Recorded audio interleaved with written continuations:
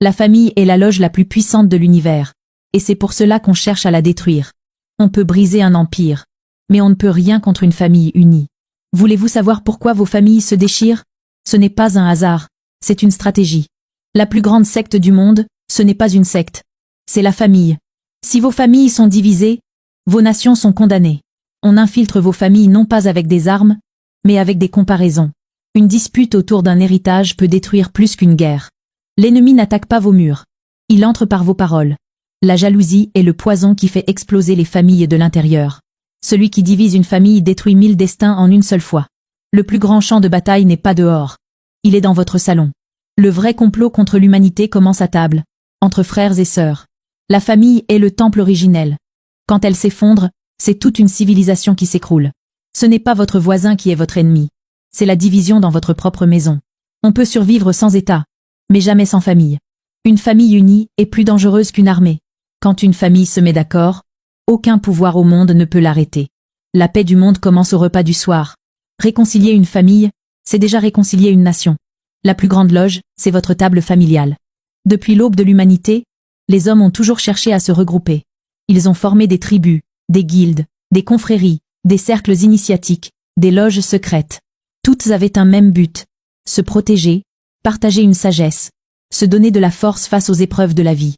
Mais au-dessus de toutes ces structures, une seule institution demeure universelle, intemporelle, indestructible. La famille. Elle n'est pas une invention humaine. Elle est donnée par la nature, inscrite dans la chair, dans le sang et dans l'âme. Comme le disait Pythagore, honore d'abord les dieux immortels, puis honore tes parents. Et en cela, il rappelait que la famille est le premier temple, la première école, la première cité. La famille, racine de toute civilisation. Quand on observe les civilisations anciennes, on comprend vite que tout repose sur la famille.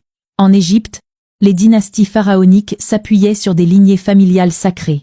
En Chine, Confucius enseignait que la stabilité de l'empire dépendait d'abord de la piété filiale. Gouverner l'État, c'est d'abord bien gouverner sa maison. Chez les Grecs, Platon disait que la cité idéale devait être bâtie comme une grande famille, où chacun avait sa place et son rôle. Chez les Hébreux, la bénédiction passait de génération en génération. D'Abraham à Isaac, d'Isaac à Jacob. L'histoire le montre. Lorsque les familles sont fortes, les civilisations prospèrent. Quand elles se corrompent, les empires s'effondrent. Rome, avant sa chute, avait vu disparaître la valeur sacrée du foyer. Les festins, les rivalités d'héritage et la perte du respect filial avaient rongé l'unité de base. De même, dans tant de royaumes, ce ne sont pas toujours les armées ennemies qui ont détruit l'édifice, mais la désunion au cœur même des familles dirigeantes. L'unité familiale, plus forte qu'une armée. Une famille soudée est une force redoutable. Un simple foyer, où les parents s'aiment sincèrement, où les enfants s'entraident, peut avoir plus de puissance spirituelle qu'une organisation entière. Imaginez une maison modeste, dans un village reculé. Pas de richesse, pas de prestige, mais une mère qui prie chaque soir, un père qui transmet son intégrité, des enfants qui grandissent dans la solidarité. Ce foyer-là devient un bastion inviolable. Aucune tentation ne peut le renverser. Aucune adversité ne peut le briser. Comme le dit Lao Tse, celui qui maîtrise son foyer est plus grand que celui qui conquiert un empire. Et l'histoire regorge d'exemples. Dans les temps de guerre, ce sont souvent les familles unies qui survivent, qui reconstruisent, qui transmettent la mémoire. Dans l'émigration, ce ne sont pas toujours les chefs politiques qui guident, mais les mères et les grands-mères qui maintiennent la cohésion du clan. Dans les moments de famine ou de crise, une famille qui partage son pain devient plus riche qu'un royaume corrompu. L'infiltration des forces de division. Mais parce que la famille est si puissante, elle devient la cible privilégiée de tout ce qui veut affaiblir l'humanité. Là où règne l'unité, il faut introduire la comparaison. Là où vit la confiance, il faut semer le doute. Là où brille l'amour, il faut injecter la jalousie. Et cela commence par des gestes apparemment anodins. On compare les enfants. Regarde ton frère, lui réussit mieux. On oppose les couples. Le mari d'un tel est plus attentionné. On alimente les frustrations. Pourquoi toi tu n'as pas contribué autant que les autres au mariage? Ces petites fissures grandissent et deviennent des murs de rancune. Et soudain, une famille entière se fragmente. Comme l'enseignait Gurdjieff, l'ennemi le plus dangereux est souvent celui que nous laissons entrer par la porte de nos habitudes inconscientes. Voilà pourquoi les forces de division ne s'imposent pas brutalement. Elles s'infiltrent dans les conversations, dans les comparaisons, dans les jugements quotidiens. La famille. Premier temple de l'âme. Beaucoup croient que la vie spirituelle commence à l'église, à la mosquée, dans un monastère ou au sommet d'une montagne. Mais en réalité, la première école de sagesse est la maison. C'est dans la manière dont un enfant est regardé par ses parents qu'il apprend sa valeur. C'est dans la patience des repas partagés qu'il découvre la gratitude. C'est dans les réconciliations après les disputes qu'il comprend le pardon.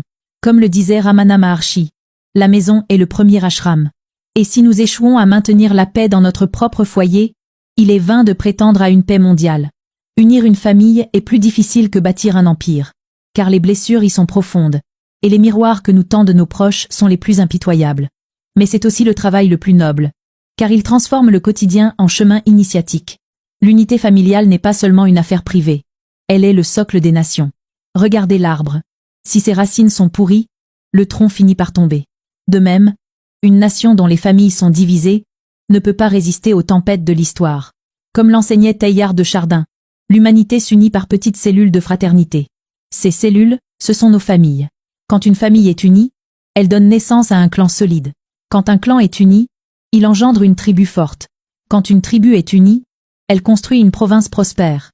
Et quand les provinces se soutiennent, une nation entière s'élève. Mais si la base est corrompue, rien ne peut tenir. C'est comme bâtir une cathédrale sur du sable. Alors, frères et sœurs, n'attendez pas que vos familles s'effondrent pour agir. Commencez dès aujourd'hui. Guérissez les rancunes en ouvrant le dialogue. Refusez les comparaisons stériles. Remplacez les critiques par des bénédictions. Faites du repas en commun un rituel sacré, et non une corvée silencieuse. Comme le disait Socrate, la plus grande victoire est sur soi-même, et c'est d'abord dans le foyer qu'elle se joue. Priez pour vos familles. Battez-vous pour elles avec la même ardeur que pour vos rêves personnels. Car le véritable héritage que vous transmettrez ne sera pas matériel. Ce sera la force invisible de l'unité. Et alors, de famille en famille, de maison en maison, une nation entière renaîtra. Et l'humanité tout entière se rappellera que la véritable loge, le véritable cercle mystique, n'est pas caché derrière des portes closes, mais vit au cœur de chaque foyer uni. Tu n'es pas ici par hasard. Dans la spiritualité, il n'y a pas de pitié. Tu comprends les lois de l'univers, ou tu les subis. Soit tu vis, soit tu respires. Tu ne peux pas échapper à ce que tu es. Ici, c'est pas la morale qui décide. C'est la vibration. Il n'y a pas pitié dedans.